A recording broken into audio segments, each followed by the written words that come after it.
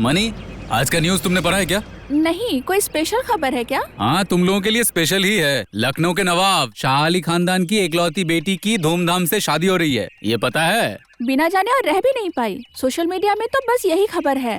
कौन कौन आएगा, कौन क्या पहनेगा, कौन क्या गिफ्ट देगा। उफ, इन सब बातों में मुझे कोई इंटरेस्ट नहीं।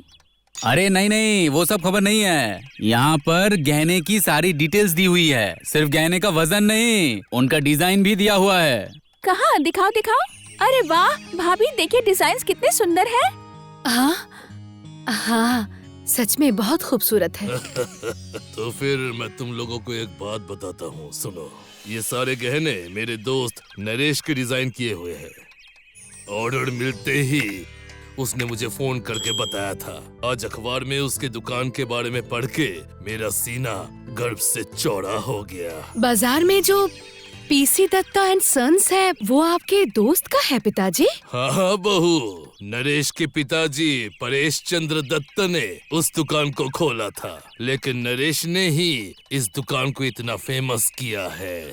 पिछले कुछ महीनों से उसका बेटा सुकेश ये दुकान चला रहा है। पहले तो वो हर रोज हमारे घर में आता रहता था, उसके बाद उसका काम बढ़ गया। इस वक्त किसने फोन किया? ये देखो, नाम लेते ही उसका फोन आ गया। रुको रुको, देखता हूँ क्या कहता है। हेलो। हाँ नरेश, बता बता, कैसा है तू? मुसीबत? कैसी मुसीबत? अच्छा अच्छा अच्छा अच्छा, एक मिनट रुक। अब बहू, तुम मेरा नाश्ता मेरे कमरे में भेज देना। अब ठीक है पिताजी। আমার মান সম্মান সব গেল রে মনতোষ।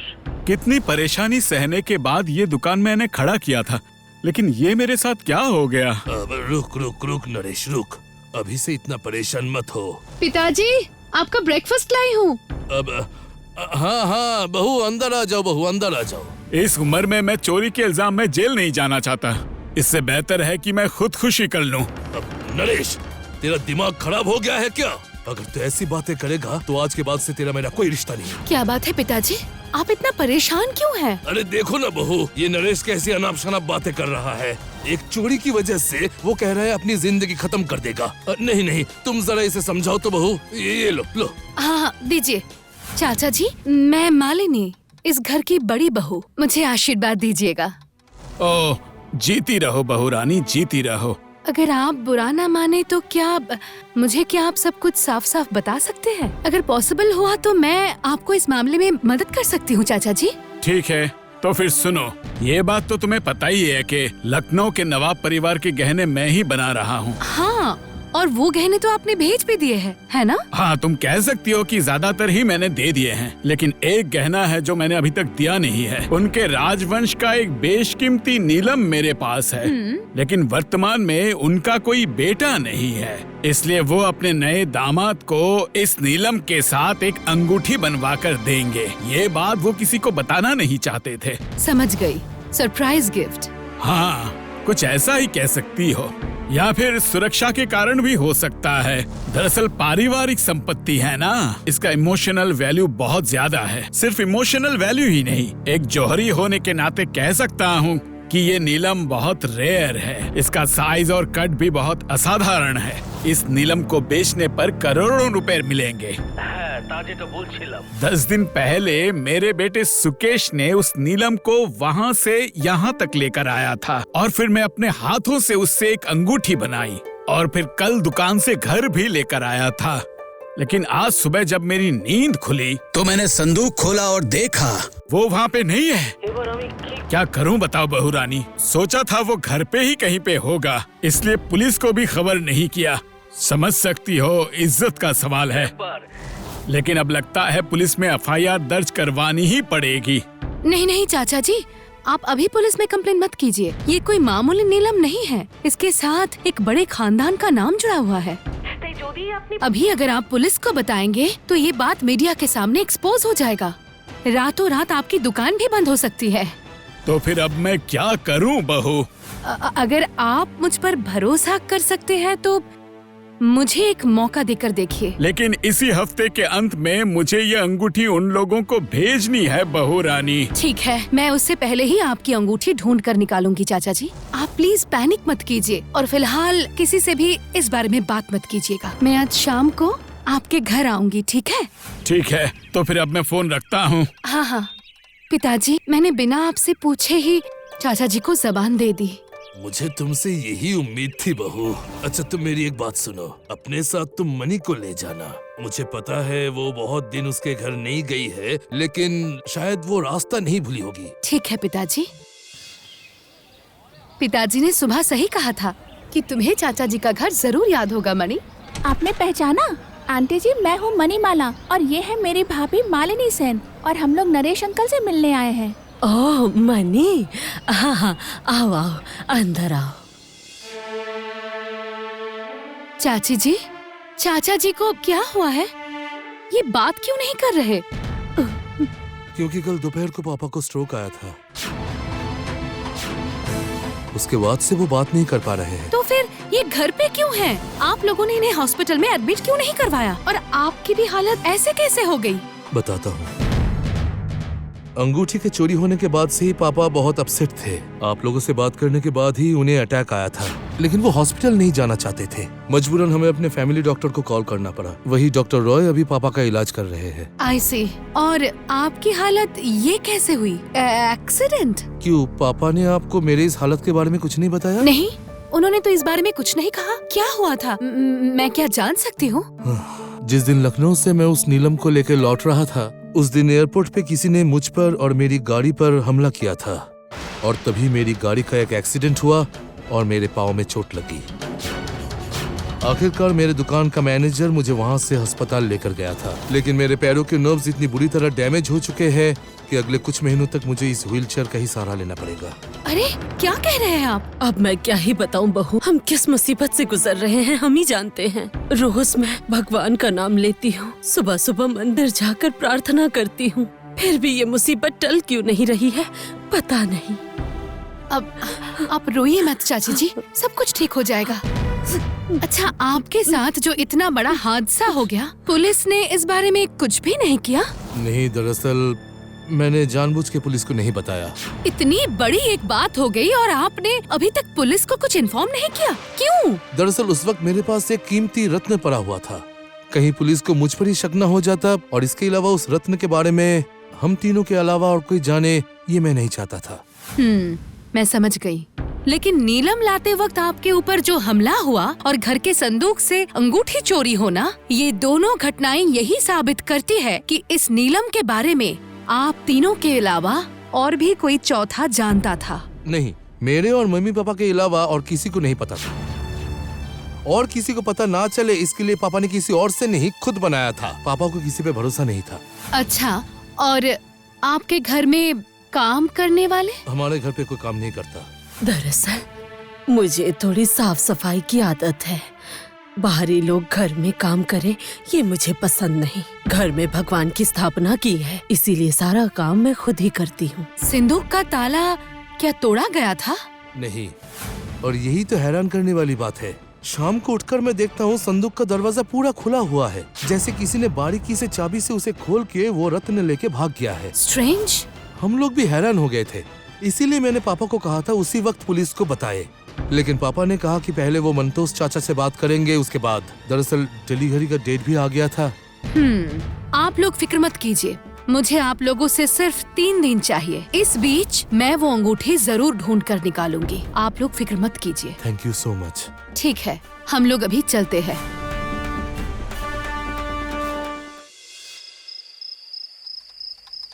गाड़ी में हमला किया गया, एक इतनी बड़ी बात हो गई, लेकिन किसी ने पुलिस को इन्फॉर्म नहीं किया।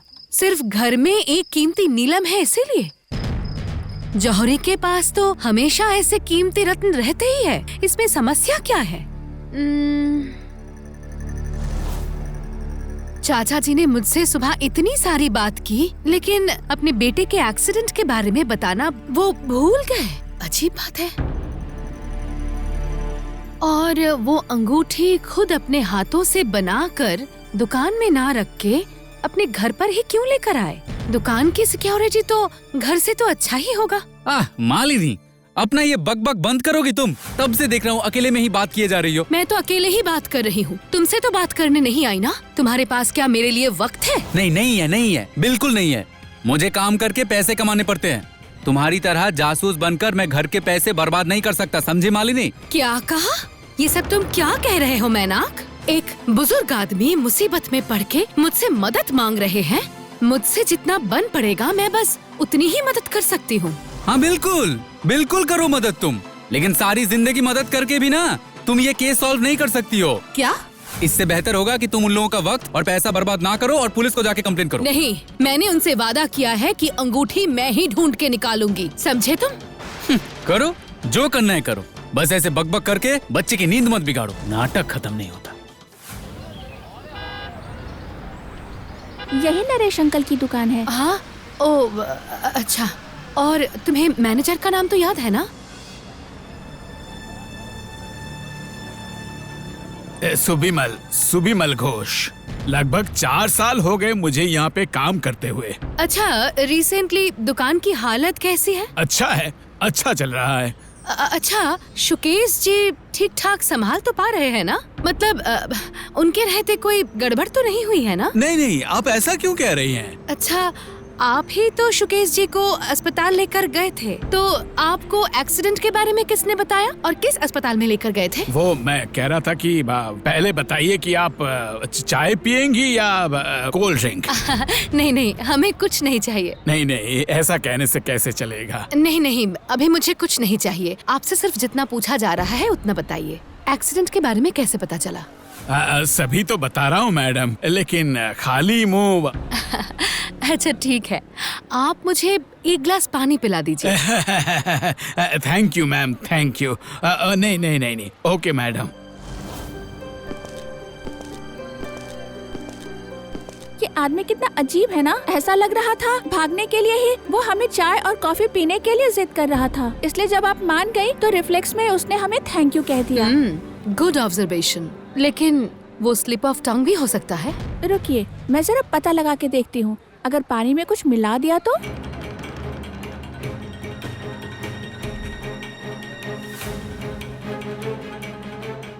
हाँ सुकेश सर, वो लोग बहुत पूछताछ कर रही हैं। हॉस्पिटल के बारे में, आपके एक्सीडेंट के बारे में। नहीं, जब तक आप कुछ नहीं कहेंगे मैं कुछ नहीं कहूँगा। मदद करूँ? मतलब अगर दुकान के बारे में पूछे तो मदद करूँ? ओके ठीक है सर। अच्छा, क्या पता चला? सुकेश सर उसके बॉस हैं। उन्हें फोन करके वो पूछ रहा था कि हमें सब कुछ बताना है कि नहीं। इसका मतलब पानी में कुछ मिलाया नहीं है। पानी लाएगा तब तो पानी पियेंगी। हाँ मैडम, बोलिए क्या पूछना चाहती हैं? मैं कह रही थी आप तो यहाँ बहुत सालों से है, कभी दुकान में कोई गड़बड़ी नजर आई है? मतलब कर्मचारी और मालिक के बीच रिश्ता कैसा है? अगर अच्छा कहूँ तो वो कम होगा मैडम। यहाँ पे नरेश सर की सभी बहुत इज्जत करते हैं। इसका मतलब सभी बहुत भरोसेमंद है? हाँ, बहुत ही भरोसेमंद हैं। फिर भी इस दौरान कुछ हुआ था क्या? नहीं, कुछ खास नहीं। हाँ, लगभग 1-1.5 महीने पहले दुकान से एक नेकलेस चोरी हो गई थी। अच्छा, ऐसी बात है? तो चोर पकड़ा गया? नहीं, पकड़ा नहीं गया। पुलिस क्या कह रही है? पुलिस को तो नहीं बुलाया गया था। क्यों? दरअसल दुकान की इज्जत की बात है, इसलिए सर नहीं चाहते थे कि दुकान में पुलिस आए। आई सी। ठीक है मिस्टर घोष, फिलहाल हम चलते हैं। जरूरत पड़े तो हम आपके साथ फिर कांटेक्ट करेंगे। आपका कांटेक्ट नंबर मुझे मिल सकता है प्लीज? भाभी, अब तो कुछ पता करने को बचा ही नहीं। ये सुबिमल ही असली कल्प्रिट है। तुम्हें ये कैसे पता चला? देखा नहीं हमारे सवालों को कैसे टाल रहा था। उसके बाद छुप छुप के सुकेश सर को फोन करने गया। देखो मणि, इस मामले में सुबिमल घोष को गलत नहीं ठहरा सकते। असल में वो तो कर्मचारी है, बिना मालिक के परमिशन के बाहर के लोगों को इन्फॉर्मेशन नहीं दे सकता। आप चाहे कुछ भी बोलें, वो जरूर कुछ जानता है। अच्छा शार्लक होम्स, अब चलो चाचा जी से मिलकर आते हैं। चलो। आप लोग दुकान पे जाएंगे, ये बात तो मुझे नहीं बताया। छानबीन जब कर रही हूँ तो दुकान में तो जाना ही पड़ेगा। क्यों, आपको कोई प्रॉब्लम है क्या? नहीं, प्रॉब्लम किस बात की? जब पापा आपके ऊपर इतना भरोसा करते हैं तब मुझे भी भरोसा रखना पड़ेगा। दरअसल इस गर्मी में धूप में आप लोग इस तरह घूम रहे हैं, इसीलिए मैंने कहा। वो सब तो ठीक है, और वैसे भी देखिए ना, हमने हवा भी खा लिया, अब कोई परेशानी नहीं है। अब सिर्फ चाचा जी से मिलकर मैं चली जाऊंगी। लेकिन पापा तो अभी सो रहे हैं, बुलाऊं उन्हें? ओह नहीं नहीं, कोई जरूरत नहीं है। चाची जी है क्या? नहीं, दरअसल मम्मी अभी हर रोज दोपहर को मंदिर ही जाती है, अभी तक नहीं लौटी, बस आती ही होगी। अगर आप लोग चाहे तो वेट कर सकते हैं। नहीं, रहने दीजिए, उसकी जरूरत नहीं है। हम लोग फिर किसी दिन आएंगे, आज चलती हूँ। मणि, कुछ समझ में आया? हम लोगों का दुकान जाना सुकेश को बिल्कुल पसंद नहीं आया, लेकिन वो ऐसे दिखा रहा है जैसे कुछ हुआ ही नहीं। शाबाश मणि। ओह नो, क्या हुआ? मैं अपना बैग सेंटर टेबल पे ही भूल गई। अच्छा, तुम यहीं रुको, मैं अभी लेकर आती हूँ।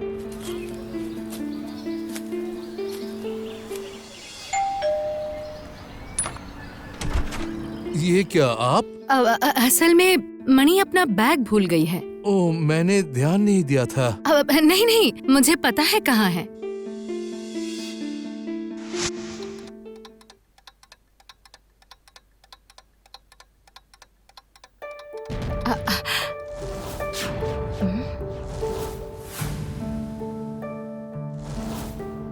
क्या हुआ, और कुछ भूल गए क्या? नहीं, मैं सोच रही थी थोड़ी और देर हवा खा ही लेती हूँ, लेकिन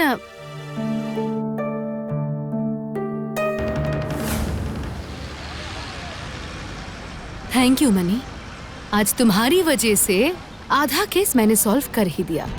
देखा, मैंने कहा था ना, वो सुविमल ही मेन कल्प्रिट है।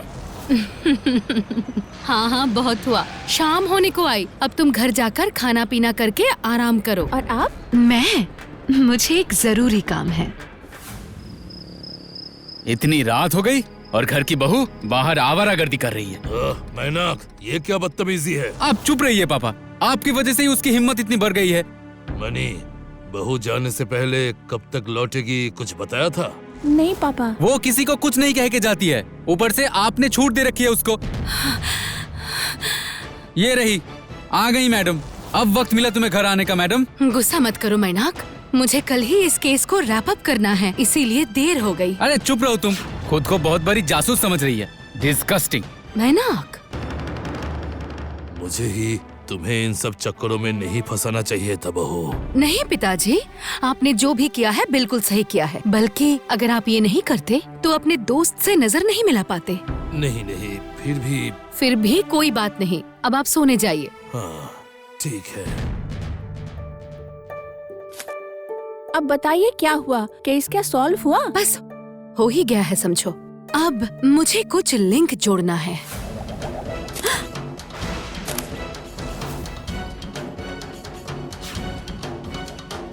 क्या लिखा है भाभी? धमकी भरा खत।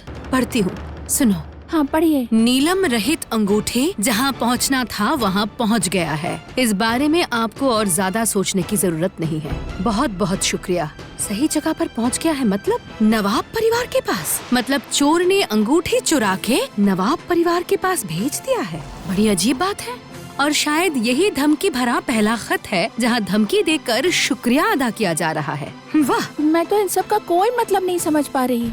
लेकिन मैं सब कुछ समझ गई हूँ, और कल सुबह तक सबको सब कुछ समझ में आ जाएगा। तुम्हें सिर्फ एक काम करना है।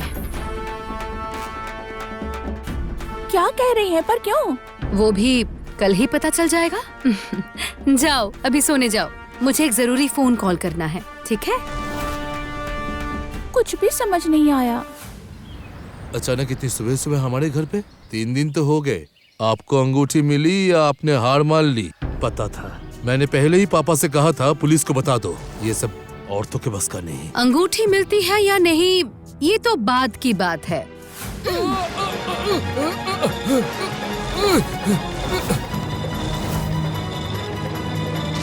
बेटा तुम खड़े हो गए? अरे हाँ, मतलब डॉक्टर ने कहा था कि अचानक से शॉक लगने से पैर ठीक भी हो सकते हैं। मतलब लग रहा है मेरा पैर ठीक हो गया है। शॉक मिलने से आपका पैर ठीक हो जाएगा, अगर ये पता होता तो ये काम मैं बहुत पहले ही कर देती। खैर, अच्छा ही हुआ, अब आप खुद ही अपने पैरों पे चलकर ही जेल जा सकते हैं, है ना? मतलब क्या कह रही है आप? मैं चोर हूँ, आप साबित कर सकती है? चोरी का माल मिल गया तो चोर भी पकड़ा जाएगा। ये है वो नीलम की अंगूठी जिसे आपने चुराया था। नहीं, वो नकली है। पापा पापा पापा बिल्कुल ठीक है। हाँ सुकेश जी, आप और आपके पिता दोनों की बीमारी ही फेक है। हाँ, पर मकसद दोनों का अलग है। मुझे कुछ समझ नहीं आ रहा। पूरी बात मैं ही बताऊं या आप खुद बताएंगे चाचा जी? तुम ही बताओ, अगर गलती हुई मैं सुधार दूंगा। सुकेश जी की दुकान में जाने के कुछ ही दिनों बाद एक नेकलेस चोरी हो गया। मुझे लगता है ये काम सुकेश जी का है, इस बारे में आपको पता चल गया था। उसके बाद इस नीलम के बारे में जानने के बाद ही सुकेश जी ने उसे भी चुराने का मन बना लिया और इसीलिए उन्होंने एयरपोर्ट में एक नकली एक्सीडेंट करवाया और अपने खास आदमी शुभिमल घोष की मदद लेके सबके सामने ये साबित कर दिया कि ये चल फिर नहीं सकते। लेकिन उस दिन चोरी नहीं किया, लेकिन कोई ये चोरी करना चाहता है ये समझाने की कोशिश की। सोचा कि बाद में चोरी कर लेंगे तो फिर इन पर और कोई शक नहीं करेगा। लेकिन चाचा जी को इस नकली एक्सीडेंट के बारे में पता चल गया था, इसीलिए इन्होंने और रिस्क नहीं लिया। अंगूठी तैयार होते ही उसे लखनऊ भेज दिया और घर में बिना कुछ लाए ही एक अंगूठी चोरी होने का नाटक किया, जिससे सुकेश जी उसी को लेकर व्यस्त हो जाए। पुलिस आएगी तो सब कुछ सबको पता चल जाएगा, इसीलिए खुद भी बीमार होने का नाटक कर रहे थे और बिना अस्पताल जाए अपने खास डॉक्टर को समझा बुझाकर इस तरह पड़े रहे ताकि कोई उनसे कुछ सवाल न पूछे। बताइए, ठीक कहा ना चाचा जी? बिल्कुल सही, लेकिन तुम्हें कैसे पता चला ये बताओ। मेरी एक्टिंग क्या इतनी बुरी थी बहू रानी? ऐसी बात नहीं है। आपकी पहली गलती आपके बेटे के साथ इतना बड़ा हादसा हुआ जो आपने मुझे नहीं बताया, और दूसरी गलती वो धमकी भरी चिट्ठी। उतना प्यार से धमकी सिर्फ आप जैसे इंसान ही दे सकते हैं। और सुकेश जी, आप भी सुन लीजिए, व्हील चेयर में बैठ के कोई स्विच दबा के फैन नहीं ऑफ कर सकता। मैं आपको नहीं छोड़ूंगा। सुकेश, अगर तुमने एक और भी अपशब्द कहे तो मैं कानूनन तुम्हें जायदाद से बेदखल कर दूंगा। पापा, और अगर दुकान से एक भी गहना गायब हुआ तो मैं खुद पुलिस को खबर करूंगी। मम्मी तुम भी? हाँ, मैं भी। वाकई बहू, तुम नहीं होती तो मैं पूरी जिंदगी आँख होते हुए भी अंधी रहती। सच में मालिनी, तुम्हारा जवाब नहीं।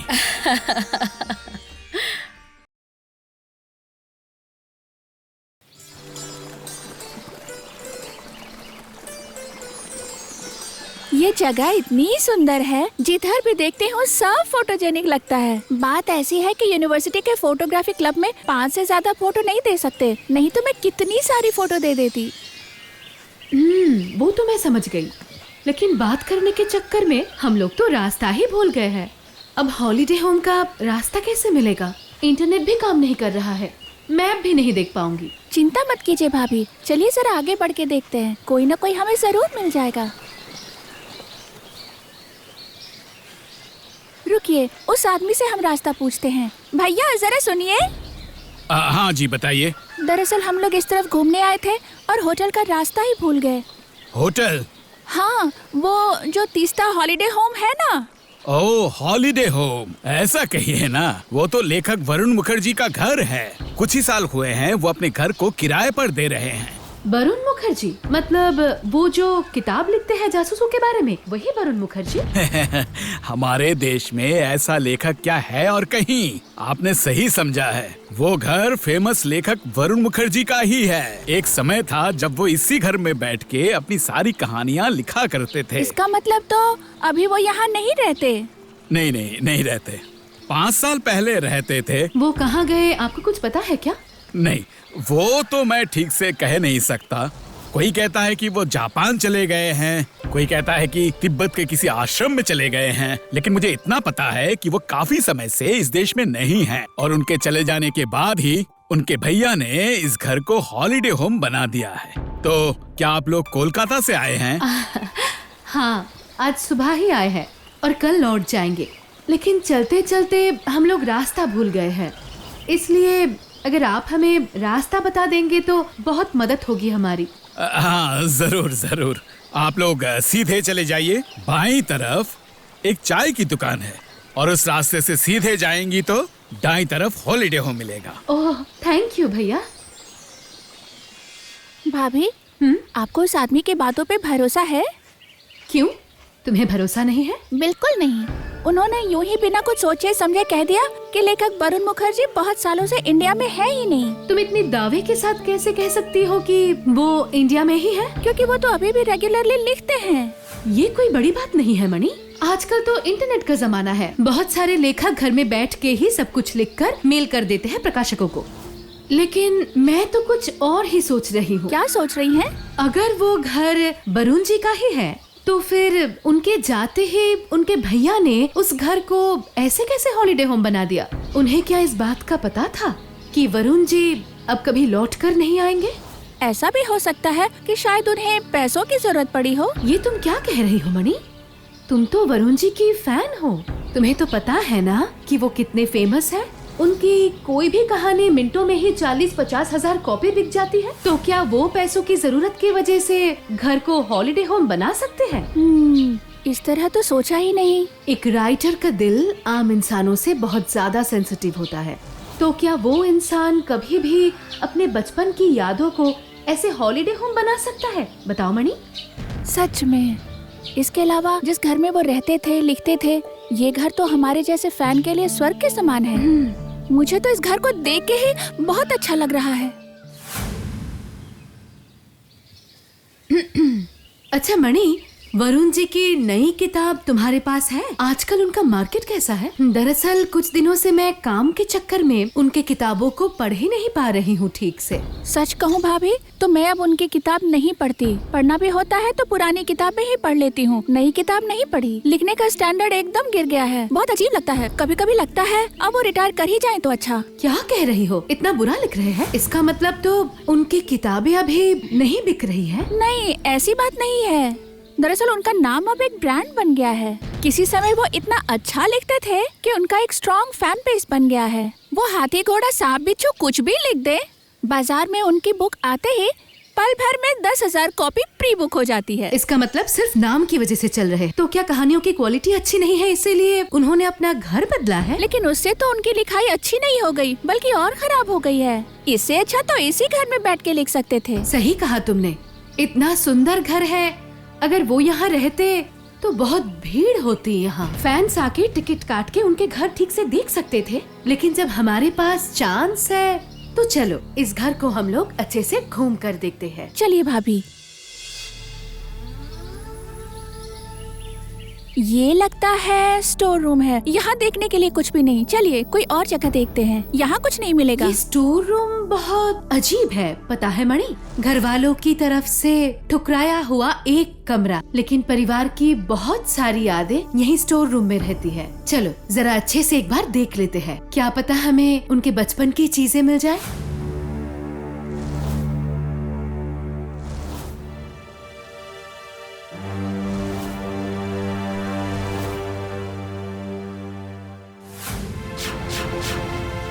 संदूक। चलो मणि इसे एक बार खोल कर देखते हैं। भाभी, ऐसा संदूक जिसमें ताला तक नहीं है, उसमें क्या जरूरी सामान आपको मिलेगा? सबके लिए जो जरूरी ना हो शायद वो हमारे लिए जरूरी हो सकता है। चलो ना मणि एक बार खोल कर देखते हैं।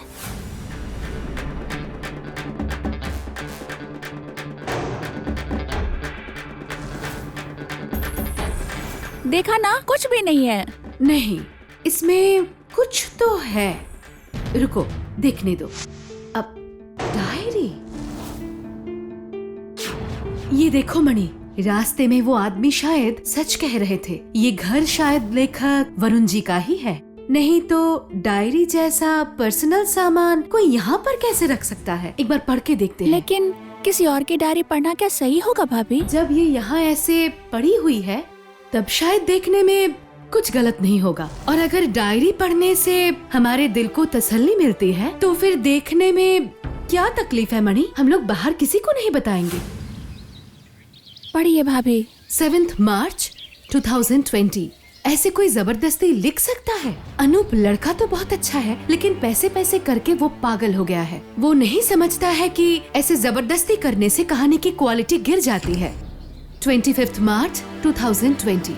आज भैया और अनूप दोनों एक साथ मुझसे मिलने आए थे। अनूप ने कहा है कि 10 दिन के अंदर एक उपन्यास सबमिट करना होगा और भैया मुझे घर छोड़ने के लिए कह रहे हैं और इस घर को हॉलिडे होम बनाना चाहते हैं। ये हमारे पुरखों का घर है, तो भैया ये कैसे कर सकते हैं? आहा, सुन के कितना बुरा लग रहा है। और क्या लिखा है, पढ़िए। रुको, पढ़ती हूँ। 5 अप्रैल 2020। आज मैं उपन्यास जमा नहीं कर पाया, इसीलिए अनूप ने मेरी बेइज्जती की। कह रहा था जब तक मैं उपन्यास जमा नहीं कर देता वो मुझे इस घर से कहीं नहीं जाने देगा। मेरे भैया भी उसी का साथ दे रहे हैं। मैं सोच भी नहीं सकता कि मेरे एक लौते भैया तरुण मुखर्जी, जिन्हें खुश करने के लिए मैंने अपने खुशियों को त्याग दिया, वो भी आज मेरे साथ इस तरह से बर्ताव कर रहे हैं। और अनूप मतलब तीस्ता प्रकाशक के मालिक, जिसे मैं अपने छोटे भाई जैसा प्यार करता था, जिसे इतना शोहरत मेरी वजह से मिला है, वो आज मुझे एक कहानी लिखने वाली मामूली मशीन समझ रहा है। यहाँ तक वो मुझे घर में बंद रखने की धमकी दे रहा है। उनके लिए क्या सिर्फ पैसे ही जरूरी है? एक इंसान की कोई कीमत नहीं है। मणि, मैं तो सोच भी नहीं सकती भाभी, ऐसे अच्छे इंसान के साथ कोई ऐसा व्यवहार कैसे कर सकता है। और क्या लिखा है भाभी? रुको, पढ़ने दो मुझे। 17 अप्रैल 2020। आज वो लोग दोनों फिर आए थे। मेरे साथ बदतमीजी कर रहे थे। मुझे 2 दिनों का समय देकर गए हैं सोचने के लिए। कह रहे थे अगर उनकी बात नहीं मानूंगा तो मुसीबत आ सकती है, लेकिन बहुत हो गया। मैं अपनी बेइज्जती और बर्दाश्त नहीं करूंगा। ये बात मैं उन लोगों को साफ साफ कह दूंगा। प्यार करता हूँ, इसलिए मैं अब तक ये सब बर्दाश्त कर रहा था, लेकिन अब नहीं। उसके बाद? इसके बाद नहीं लिखा है, बस यही तक लिखा था। लेकिन क्यों? लास्ट मीटिंग में ही क्या हुआ यही तो पता नहीं चला। इसके बहुत से रीजन हो सकते हैं मणि। शायद लास्ट मीटिंग में ही सारी प्रॉब्लम सॉल्व हो गए हो, इसीलिए उन्होंने लिखना बंद कर दिया। क्योंकि तुम सोच कर देखना, इंसान तकलीफ के बारे में डायरी में जितना लिखते हैं उतना खुशी के बारे में नहीं लिखते। या फिर वो शायद लिखने की हालत में ही ना हो। भाभी, और कितनी बार आप एक ही चीज को बार बार पढ़ेंगी? सोएंगे नहीं? कल सुबह ही हमें यहाँ से निकलना होगा। पता है, पर मुझे नींद नहीं आ रही है। इस डायरी के बारे में जितना मैं सोच रही हूँ उतना ही मुझे उस इंसान के लिए तकलीफ हो रही है। इतनी तकलीफ वो डिजर्व नहीं करते हैं। सही कहा आपने, लेकिन पहले चाहे जो भी हो, अभी एटलीस्ट वो ठीक हैं, नई नई किताबें लिख रहे हैं, यही शांति की बात है। फिर भी पता नहीं क्यों मुझे बहुत बुरा लग रहा है। शायद एक बार उनसे मिलने के बाद मुझे थोड़ी शांति मिलेगी। ऐसा है तो आप कोलकाता लौटकर आप प्रकाशक के पास जाके उनके बारे में पूछ ही सकती हैं। लेकिन अभी सो जाइए, नहीं तो सुबह आपकी नींद नहीं खुलेगी। हाँ, यही सही होगा। और उस प्रकाशक का नाम पता नहीं क्या है।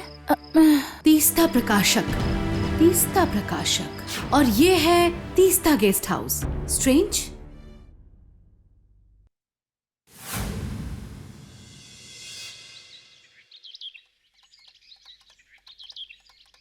मणि। ओह भाभी, आइए ना। बिजी हो क्या?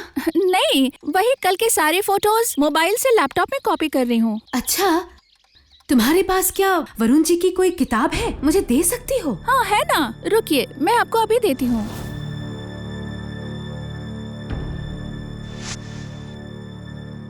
डायरी पढ़ने के बाद आपको उनकी किताब पढ़ने का मन कर रहा है? हाँ, ये कारण तो है ही। और मैं सोच रही थी एक बार तीस्ता प्रकाशक से मिलकर आती हूँ। हाँ, जाइए घूम के आइए। इसमें तो तीस्ता प्रकाशक का एड्रेस और फोन नंबर होगा ही, है ना मणि? हाँ, होना तो जरूर चाहिए। हाँ, मिल गया। थैंक यू मणि। नमस्ते, मैं हूँ मालिनी सेन। ओह नमस्ते, मैंने सुना आप मुझसे मिलना चाहती है, बताइए क्या बात है? दरअसल मैं आपके प्रकाशक के किताबों की रेगुलर पाठिका हूँ। अच्छा। लेखक वरुण मुखर्जी की फैन भी हूँ और मैं उन्हें कुछ फीडबैक देना चाहती हूँ। दरअसल पिछले कुछ सालों से उनकी कहानियों में वो बात नहीं रही। देखिए मैडम, किताबें तो बहुत है, अच्छा ना लगे तो किसी और की किताब पढ़िए, उनका मत पढ़िए। नहीं नहीं, ऐसा क्यों कह रहे हैं? वो मेरे फेवरेट लेखक है। मैं उनकी कहानियाँ पढ़ के पहले की तरह ही खुश होना चाहती हूँ, इसलिए मैं आपसे उनका पता मांगने आई हूँ, जिससे मैं उन्हें अपना फीडबैक चिट्ठी के जरिए बता पाऊँ। नहीं, उनका पता नहीं दे सकते हम। अभी आप जाइए यहाँ से। किताब अच्छा ना लगे तो मत पढ़िए, भूलिए मत, उनकी किताबें बहुत लोग पढ़ते हैं। आपके पढ़ने ना पढ़ने से फर्क नहीं पड़ता।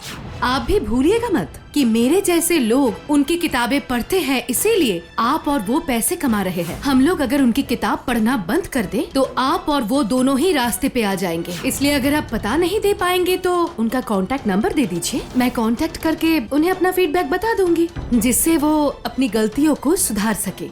कहा ना, पता फोन नंबर कुछ नहीं दे सकते। निकल जाइए, अभी यहाँ से निकल जाइए आप, नहीं तो मजबूरन हमें सिक्योरिटी बुलाकर आपको यहाँ से निकालना होगा। इंसान जब किसी बात से ओवर रिएक्ट करता है, इसका मतलब होता है कि या तो वो डर गया है या फिर वो कुछ छुपा रहा है। अब आपके ओवर रिएक्शन की वजह क्या है, ये तो मैं जरूर पता लगा लूंगी, और ये करने से मुझे कोई नहीं रोक पाएगा। अब नहीं मिसेस सेन, बुरा मत मानिए, असल में मैं थोड़ा टेंशन में था। दरअसल लेखक का पता या फोन नंबर हम किसी को नहीं देते, लेकिन जब आप इतना एफर्ट दे रही है तो मैं उनके भैया का नंबर आपको देता हूँ। ये उनके भैया तरुण जी का नंबर है, आप शाम को उनको एक बार कॉल कर लीजिएगा। Thank you. हेलो, आप तरुण जी बात कर रहे हैं? मैं मालिनी सेन हूँ। हाँ, अनूप ने मुझे आपके बारे में बताया है।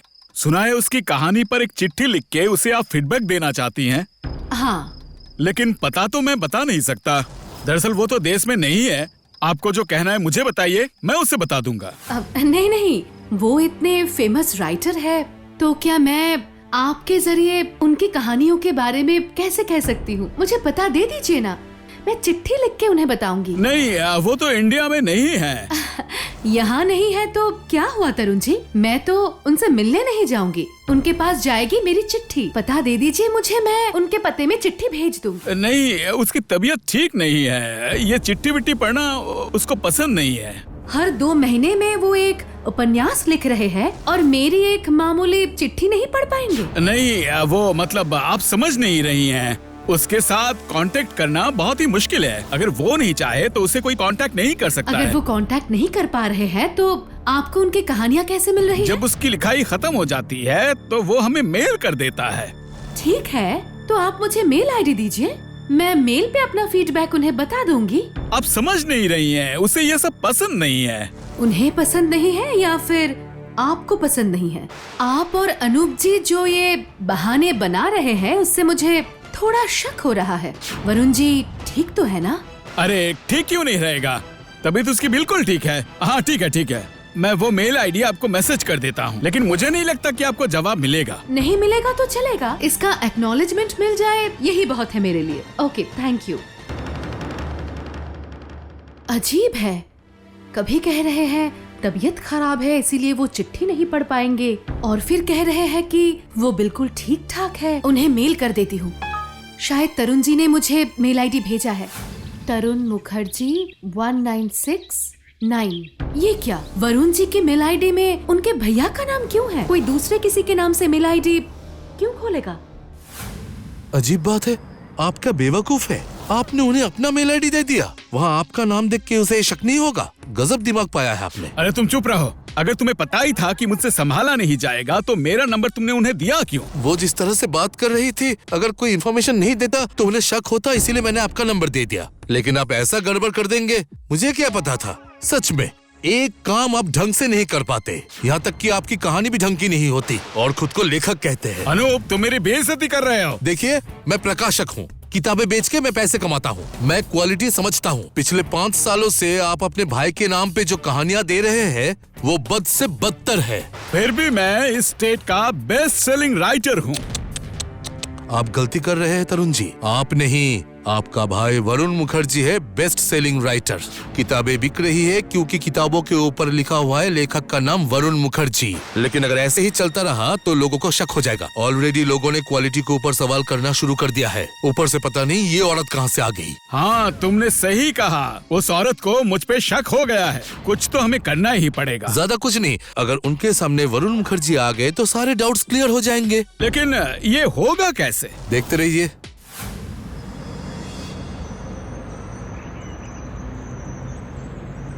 हाँ, मालिनी सेन बात कर रही हूँ। ओह, अच्छा अच्छा, हाँ हाँ, बोलिए क्या बात है? कब? आज शाम को? ये तो बहुत अच्छी बात है, लेकिन आप मुझे इनवाइट क्यों कर रहे हैं? ओह, अच्छा, मैं समझ गई। अच्छा, मैं कह रही थी अगर आप बुरा ना माने तो क्या मैं अपने साथ अपनी ननद को ला सकती हूँ? वो भी मेरी तरह वरुण जी की फैन है। हाँ हाँ हाँ हाँ, धन्यवाद धन्यवाद। ठीक है, रखती हूँ। क्या बात है? किसने फोन किया था? तिस्ता प्रकाशक के मालिक अनूप जी ने फोन किया था। आज उन लोगों ने वरुण जी का सम्मान समारोह रखा है, इसलिए वो मुझे इनवाइट कर रहे हैं। तुम भी मेरे साथ चलोगी? Thank you thank you thank you very much भाभी। ये सब तो ठीक है, लेकिन वो लोग आज ही ये प्रोग्राम रखने वाले हैं, ये बात तो वो मुझे कल ही बता सकते थे। देखिए, हो सकता है फंक्शन का प्रोग्राम बाद में बना होगा। तो फिर सवाल तो और भी खड़े होंगे मणि। ऐसी क्या बात हुई है जिसके कारण वो लोग ये फंक्शन इतनी जल्दबाजी में कर रहे हैं और वो लोग मुझे इनवाइट कर रहे हैं? ये बात मुझे कुछ समझ में नहीं आई।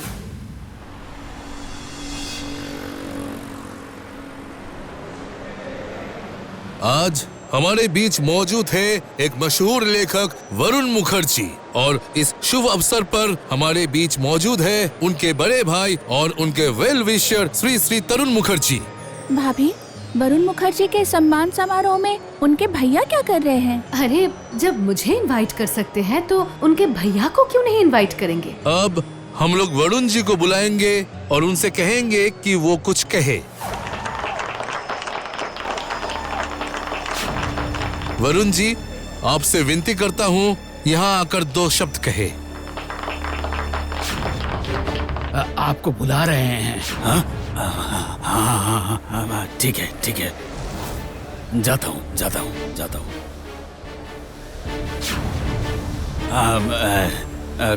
Good evening.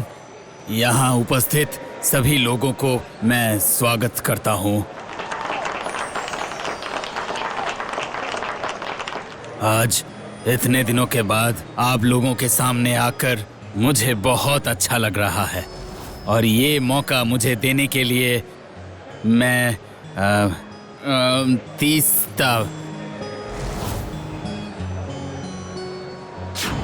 तीस्ता प्रकाशक, हाँ, जो मैं बोल रहा था, मेरे प्रकाशक तीस्ता प्रकाशक के मालिक श्री अनूप मजुमदार,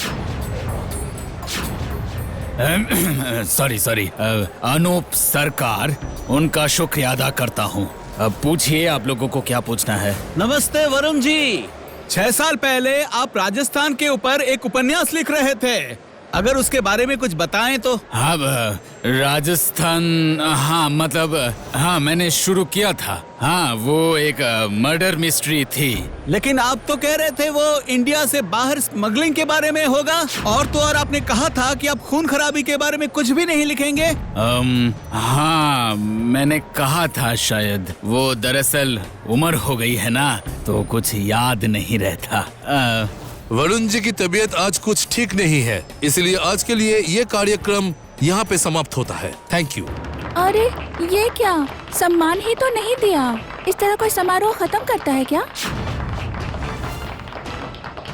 मणि, तुम अभी घर चली जाओ, मुझे अभी थोड़ा जरूरी काम है। मैं भी जाऊंगी आपके साथ। मेरी फिक्र तुम मत करो, तुम घर जाओ, मैं तुम्हें बाद में कोई और काम दूंगी। फोन अपने पास ही रखना, सही समय आने पर मैं तुमसे कांटेक्ट करूंगी।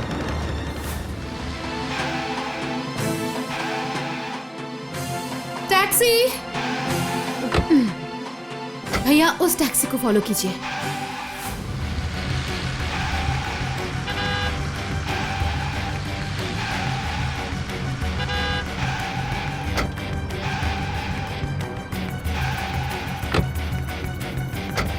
वरुण जी, वरुण जी,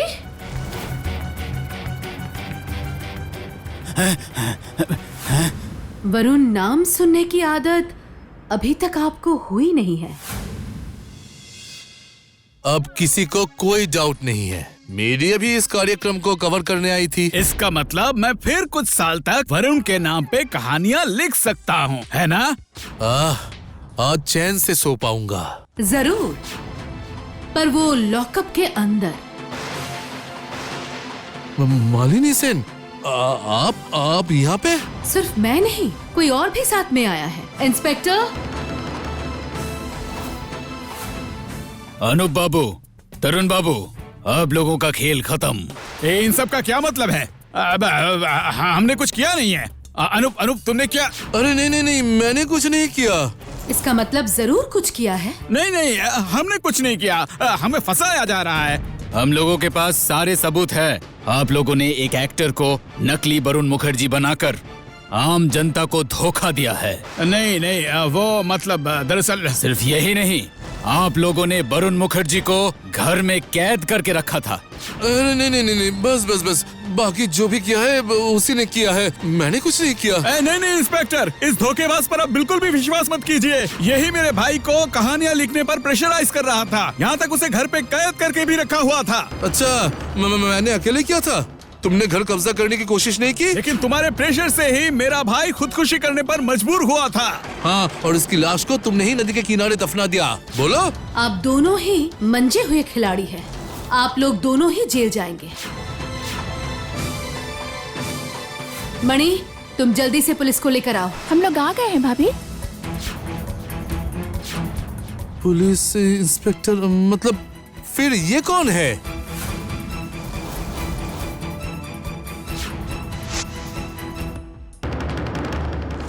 अगर आप लोग नकली वरुण जी को ला सकते हैं, तो क्या मैं नकली पुलिस नहीं ला सकती? और आप लोगों ने जो अपराध किया है वो पुलिस ने सुन लिया है, क्योंकि उस वक्त मैं मणि के साथ लाइन पर थी। Constable, arrest them. लेकिन भाभी, आपने सब समझा कैसे? सब नहीं समझ पाई, लेकिन कुछ गड़बड़ तो है, ये मैं समझ गई थी। लेकिन नकली वरुण जी को वो लोग जब लेकर आए, तब मैं पूरी तरह से श्योर हो गई। मैं नकली हूँ, ये आपको कैसे समझ में आया मैडम? कोई चाहे कुछ भी भूल जाए, पर अपना नाम नहीं भूल सकता। वरुण जी, वरुण नाम सुनने की आदत आपको अभी तक नहीं हुई है। इसके अलावा इतने सालों से जिसके साथ आप काम कर रहे हैं, उसका सरनेम ही आप भूल गए। मेरे प्रकाशक, तीस्ता प्रकाशक के मालिक श्री अनूप मजुमदार। सॉरी, अनूप सरकार। यहाँ तक कि आप प्रकाशक का नाम भी देखकर पढ़ रहे थे। और मुझे ये मौका देने के लिए मैं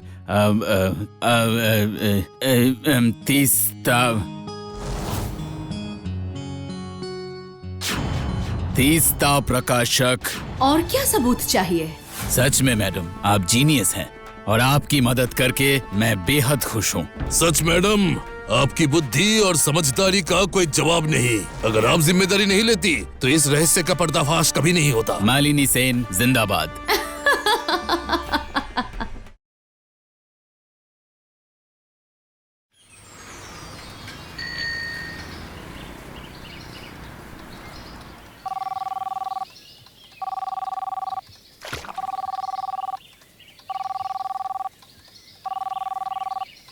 कैसी हो मीता? बाप रे, इतने दिनों बाद मेरी याद आई। मैं तो सोच रही थी कि फायर करूंगी। अरे मत पूछो, मुसीबत पे मुसीबत आई जा रही है, वक्त ही कहाँ है। तो आज तुम्हें वक्त कैसे मिला? सारी प्रॉब्लम सॉल्व हो गई है क्या? कहाँ दूर हुई। तुमसे बात कर सकती हूँ क्या, इन प्राइवेट? क्या हुआ है अभी बताओ, कुछ सीरियस है क्या? नहीं, फोन पर नहीं बोल सकती। हमारा वो पुराना कैफे याद है तुम्हें? वो जो तुम्हारे मोहल्ले में था, कॉलेज के बाद जहाँ हम लोग बैठते थे, तुम्हारा पहला बॉयफ्रेंड। वो सब छोड़ो ना, कब तक आओगी ये बताओ। चलो आज दोपहर को ही मिलते हैं। नेक काम में देरी क्यों?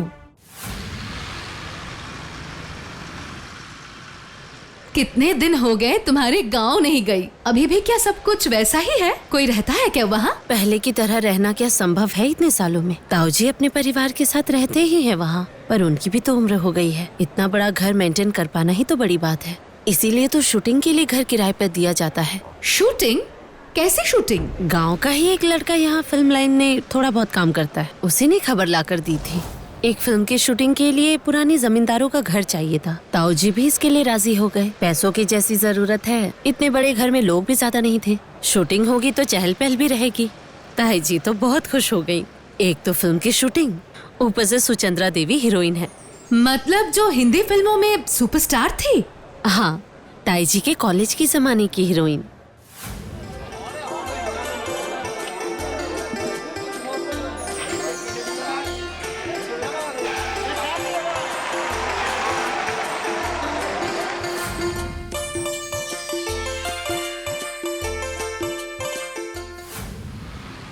यहाँ तक कि शूटिंग में इस्तेमाल करने के लिए ताई जी ने अपना एक 7 लड़ी का हार भी दे दिया सुचंद्रा देवी को।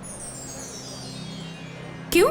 मैंने सुना है शूटिंग में वो लोग गहने लेकर आते हैं। सुचंद्रा देवी को पसंद नहीं आया क्या? सुना है कॉस्ट्यूम की ज्वेलरी उन्हें सूट नहीं करती। जो भी हो, घर की चीज घर पर ही रहेगी, इसीलिए ताई जी ने दी है। शूटिंग हो गया, काम खत्म करके जाने से पहले उन लोगों ने जो कुछ भी लिया था उन सबके साथ उस हार को भी वापस लौटाकर ताऊ जी से सब कुछ लिखवा कर शूटिंग की टीम वापस रवाना हो गई वहाँ से। इतने दिन बाद पता नहीं क्यों ताई जी ने सुनार को बुलाकर अपने सारे गहने वापस से चेक करवाए और उन्होंने जांच पड़ताल करके बताया कि वो 7 लड़ी हार नकली है। मतलब असली 7 लड़ी हार को किसी ने बदल दिया। मतलब जो इस्तेमाल किया गया था? हाँ, मेरी ताई जी की असली 7 लड़िया हार। पुलिस के पास गए थे? हाँ, वो गए थे। हाँ, पर उन्होंने कहा कि इतनी बड़ी कलाकार पर आरोप लगाना आसान नहीं है, खासकर जब ताऊ जी ने सब कुछ देख समझकर सिग्नेचर करके सब कुछ लिया था। कह सकती हो उन्होंने भी हाथ खड़े कर दिए हैं। समझ गई। इसलिए तुम उदास हो। ठीक है, वहाँ की पुलिस कुछ करना नहीं चाहती तो क्या हुआ? शहर में हम लोग थोड़ा बहुत पता कर ही सकते हैं। मतलब तुम कह रही हो पुलिस के पास चलना चाहिए? वो तो करेंगे ही, लेकिन उससे पहले एक बार हम लोग छानबीन करके देख ले। हो सके तो एक बार सुचंद्रा देवी से भी मिलकर आएंगे। बाप रे, अगर वो नाराज हो गई तो?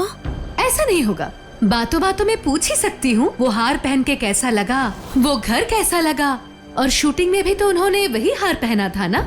उस हिसाब से तो हम सवाल कर ही सकते हैं। फिक्र मत करो, मैं देखती हूँ क्या किया जा सकता है। मुझे अजीब क्या लग रहा है पता है? एक इतनी बड़ी आर्टिस्ट जिसे सुपरस्टार कहा जाता है, वो कभी नहीं चाहेंगी कि उनका नाम एक मामूली चोरी के साथ जुड़े। तो फिर अगर हम उन्हें ये बात बताए तो शायद वो हमें धक्के मारकर घर से बाहर निकाल दे, या फिर वो हमारी मदद भी कर सकती है। क्या हुआ? तुम कुछ बोल क्यों नहीं रही हो? कब से तुम ऐसे क्या सोच रही हो? आखिर तुम्हें हुआ क्या है? भाभी, आज की खबर आपने नहीं सुनी ना? क्यों? क्या हुआ है? आज की ब्रेकिंग न्यूज। हिंदी फिल्म जगत की फेमस एक्ट्रेस सुचंद्रा देवी जी का आकस्मिक निधन हो गया। आज सुबह कोलकाता के उनके घर में उनके पड़ोसियों को उनकी डेड बॉडी मिली। पुलिस का अनुमान है कि हार्ट अटैक की वजह से उनकी मृत्यु हुई। सूत्रों से पता चला है फैंस के लिए उनका नश्वर शरीर आज उनके घर में रखा जाएगा, फिर पूरे राजकीय सम्मान के साथ उनका अंतिम संस्कार किया जाएगा। कहाँ जा रही है भाभी? जल्दी तैयार हो जा मणि, ज्यादा वक्त नहीं है। जो भी करना है अभी करना होगा। कहाँ जाएंगी? क्या करने के लिए? सुचंद्रा देवी के घर। क्विक! चलिए चलिए चलिए, यहाँ भीड़ मत बढ़ाइए। चलिए, एक के बाद एक जाइए और कोई फूल नहीं चढ़ाएगा। चलिए चलिए चलिए।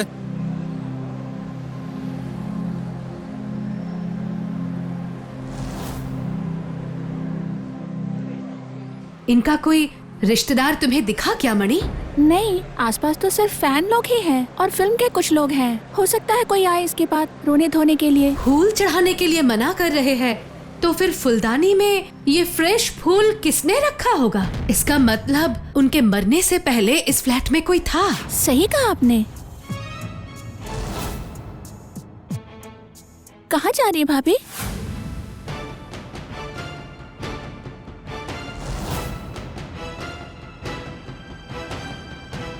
ये तस्वीर कितनी सुंदर है, देखो। ये तस्वीर उनकी सबसे हिट फिल्म से है। क्या कर रही है भाभी? अभी आके पुलिस आपको पकड़ लेगी।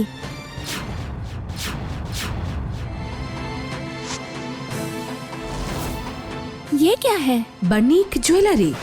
2 हफ्ते पहले का बिल है। नकली हार बनवाई थी। बिल बना था 25,000 का। मणि, हम लोग और देर नहीं कर सकते, अभी फैंस की भीड़ उमड़ पड़ेगी। हेलो मीता, जो हार चोरी हुई थी उसकी तस्वीर है तुम्हारे पास? अब कितना वक्त लगेगा? जल्दी से उन्हें वो तस्वीर भेजने के लिए कहो। हाँ जल्दी, 5 मिनट के अंदर वो तस्वीर मिल जानी चाहिए। क्या हुआ है भाभी, बताइए तो। कौन से हार, किसकी तस्वीर, और वो रसीद किस चीज की है भाभी? सारे सवालों का जवाब मिलेगा मणि, बस कुछ देर रुक जाओ। एक लेजेंडरी सुपरस्टार को अचानक नकली गहने पहनने का शौक क्यों हुआ, वो भी पता लग जाएगा। सही कहा, उसको तो नकली सोना सूट भी नहीं करता था। वेरी गुड मणि, लग रहा है हम लोग सही दिशा में चल रहे हैं। लेकिन हम लोग कहाँ जा रहे हैं? फिलहाल तो बणिक ज्वेलरी। हाँ, ये तो हमारी दुकान की रसीद है, लेकिन इसकी डिलीवरी तो हो चुकी है, पेमेंट भी आ चुकी है। देखिए तो, आपने यही हार बनाया था क्या? हाँ हाँ, यही हार है, यही हमने बनाया था। नहीं भाई साहब, ये आप लोगों ने नहीं बनाया। ये हार लगभग 100 साल से भी ज्यादा पुरानी है। आपने बनाया इससे मिलता जुलता एक नकली हार। अब बात ऐसी है, इस हार का ऑर्डर देते वक्त सुचंद्रा देवी ने आपसे क्या कहा था? उन्हें कब चाहिए, डिजाइन कैसी होनी चाहिए? 1 मिनट बहन जी, इतनी बड़ी स्टार हमारी दुकान में आएंगी, ऐसी हमारी किस्मत कहाँ। इसका ऑर्डर हमें उनके असिस्टेंट ने दिया था, क्या नाम था याद नहीं आ रहा। हमसे डिलीवरी वही लेने आए थे, पेमेंट भी उन्होंने ही किया था, वो भी कैश में। लेकिन सुचंद्रा देवी की बात तो उन्होंने नहीं की। उन्होंने कहा कि असली हार भी उन्हीं के पास है, ये सिर्फ लोगों को दिखाने के लिए ही बनाया गया है। ये भी कहा कि उन्हें पैसों की जरूरत है, यादों के तौर पे यही हार वो उनके पास रखना चाहते हैं, और असली हार कुछ ही दिनों में वो बेचना चाहते हैं। उन्होंने ये भी कहा था कि अच्छा कस्टमर मिलने से उनको बताने के लिए वो बेचने के लिए तैयार हैं। कुछ दिन तो इंतजार करना ही होगा, ताकि चोरी हुई ये बात सब भूल जाएंगे और बेचने में आसानी होगी। कस्टमर मिलने से बताने के लिए कहा है, कैसे? आपके पास उनका नंबर है क्या? हाँ हाँ, कस्टमर का नंबर हम रखते हैं। ये रहा रतन दास का नंबर, ये देखिए, आप नंबर लिख लीजिए। बहुत बहुत शुक्रिया बणिक जी, आपने हमारी बहुत मदद की है। लेकिन उन्होंने तो मुझसे कहा था कि हार बेचने के बाद मुझे 10% कमीशन देंगे। हम लोग यहाँ से सीधे पुलिस स्टेशन जाएंगे, आप भी हमारे साथ चलिए। हम लोग कमीशन आपको वहीं पर दे देंगे, चोरी का माल है ना। क्या कह रही हैं? अरे रे रे रे रे, ये क्या कर दिया मैंने? मुझे थोड़ी ना पता था कि ये चोरी का माल है। नहीं बहन जी, मुझे कुछ भी नहीं पता। मैंने सिर्फ गहने बनाए हैं बस, और उस गहने के पैसे लिए हैं। हाँ, कौन बोल रहा है? अच्छा, ये क्या रतन दास का नंबर है? वो है क्या? हाँ, आप कौन है? मेरा नाम बलराम है। बनिक ज्वेलरी से पता चला कि आपके पास एक पुराना कीमती हार है और उसे बेचना चाहते हैं। अरे, फोन काट दिया। आप लोग कॉल ट्रेस कर सकते हैं ना, अगर किसी तरह इलाके के बारे में पता चल गया तो। हेलो, कौन? बलराम जी? हाँ। हाजीगर पहचानते हैं? नाम सुना है। बगल में जो नदी बहती है, उसी नदी के किनारे जगदीश की चाय की दुकान है। दोपहर को 1 बजे वहाँ आ जाइए। पहचानूंगा कैसे? अरे, एरिया में आकर फोन कीजिए। देखिए, दोबारा काट दिया। आप लोग भी चलिए हमारे साथ मैडम, मैं भी वहाँ के लोकल थाने को इन्फॉर्म कर देता हूँ। दोपहर 1 बजे हाजीगर नदी के किनारे चाय की दुकान पर।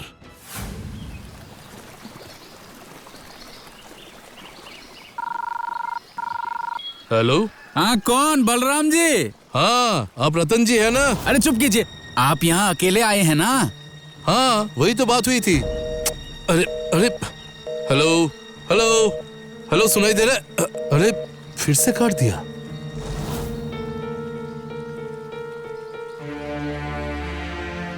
अरे, तो क्या आप ही है राम जी? नहीं, बलराम, मेरा नाम बलराम है। आप रतन जी है ना? यहाँ रुकना खतरे से खाली नहीं है, समझे? आप ही कस्टमर है क्या? नहीं, वो। अच्छा, तो ये हैं। तो पैसा क्या आप देंगे? आप हार लेकर आए हैं? अरे, ज्यादा बकवास मैं पसंद नहीं करता हूँ, ठीक है? ये चीज एकदम असली है। बाजार में इसका दाम कितना है मालूम है? पूरे 20 लाख। दे पाएंगे ना? तो क्या हम लोग ऐसे ही आए हैं? अरे वाह, देखिए, लेडीज लोगों के साथ ज्यादा बकवास मैं नहीं करता। 20 का माल है, 5 में दे दूंगा। माल मुझे जल्दी देना पड़ेगा। लेकिन अभी तक तो आपने हार ही नहीं दिखाया। तो पैसे कैसे दे दूं? अरे हार, ये लीजिए, ये रहा हार आपका। यही असली है ना?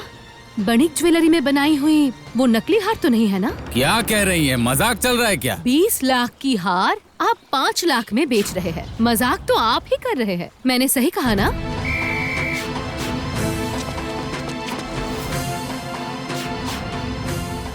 अरे ये क्या, अरे ये क्या हो रहा है? तुम्हारे जैसा क्रिमिनल कच्चा खिलाड़ी निकलेगा ये मैंने उम्मीद नहीं की थी रतन दास। तुम्हारी वजह से हमने एक काबिल सुपरस्टार को खो दिया। अरे चलो चलो, इसे लेके चलो। इसे वैन में बिठाओ। अरे मैं बर्बाद हो गया मैं, सब आपकी वजह से। शूटिंग के भीड़ भाड़ में वो हार गुम ना हो जाए, इसीलिए दीदी ने मुझे संभाल के रखने के लिए कहा था। वो हार जब तक शूटिंग चल रहा था मेरे पास ही था। इसी दौरान बणिक ज्वेलर्स में फोन करके इस हार का एक डुप्लीकेट कॉपी बनाने को कहा। शूटिंग खत्म होते ही वो नकली हार हम लोगों ने उसके मालिक को सौंप दिया और असली हार मैं वापस लेकर चला आया। लेकिन मुश्किल तो तब हुई जब दीदी को पता चल गया इसके बारे में। वो बणिक ज्वेलर्स की रसीद उनके हाथ लग जाएगी ये मुझे मालूम नहीं था। उसके बाद जो होना था वही हुआ। हार्ट पेशेंट थी, एक्साइटेड होकर मेरे सामने ही बेहोश होकर जमीन पर गिर गई। मेरा कैरियर कहते कहते अचानक गिर गई। समझ ही नहीं आ रहा था कि मैं क्या करूं। वहाँ पे दीदी को टच भी नहीं कर सकता था, वो हार भी मेरे पास था, तो सोचा भागना ही बेहतर होगा। हड़बड़ी में भूल गया था कि वो गुलाब फूल मैं वही छोड़ के आ गया। मैं ही लेके गया था। हमेशा मैं दीदी के लिए गुलाब फूल लेके जाता था, लेकिन उसी से आप लोग मेरा पता लगा लेंगे ये मुझे मालूम नहीं था। यकीन मानिए। तुम्हें तो कड़ी से कड़ी सजा मिलेगी ही, और ये हार जिनका है उन्हें वापस भी मिल जाएगी। लेकिन तुम्हारे लालच के वजह से एक ऐसे इंसान ने अपनी जान गंवा दी जो इतने सालों से तुम पर भरोसा करती थी। वो तुम्हें हमेशा अपना मानती थी। उसी इंसान को तुमने मार डाला। क्या मिला ये करके तुम्हें?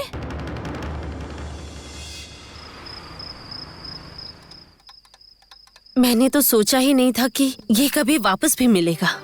इतनी बार देखा है फिर भी नया ही लग रहा है। अरे ताऊ जी, ये देखिए आपका खजाना। नहीं नहीं नहीं, ये नकली नहीं है, बिल्कुल असली है। और किसने ढूंढ कर निकाला है पता है? ये देखिए। ताऊ जी, ताई जी, नमस्ते। तुम्हारा एहसान मैं कैसे चुकाऊं बताओ जरा बेटी। आज तुमने जो किया है वो कोई सगा भी नहीं करता। मैं तुम्हारा कर्जदार बन गया हूँ। एक बार आओ हमारे इस गरीब खाने में और हमें सेवा का मौका दो। तुम्हें कोई शिकायत का मौका नहीं दूंगा बेटी। जरूर आऊंगी ताऊ जी, आप अपना ध्यान रखिएगा। चलती हूँ, जल्दी ही मिलूंगी, गप्पे मारेंगे। तुमने मेरा पूरा मूड ठीक कर दिया। अरे भाभी, अपने दोस्त को आप फिर से बुलाइए। ये देखिए, यहाँ एक डब्बा भूल के चली गई।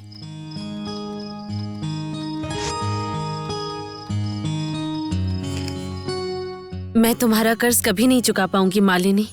इस हार को नकली मत समझना, बल्कि एक याद समझ कर रख लेना। कभी कभी पहन लेना। तुम्हें इस घटना और मेरी दोनों की याद आ जाएगी। फिर मिलेंगे और उस दिन हम मिलकर मजा करेंगे, ठीक है?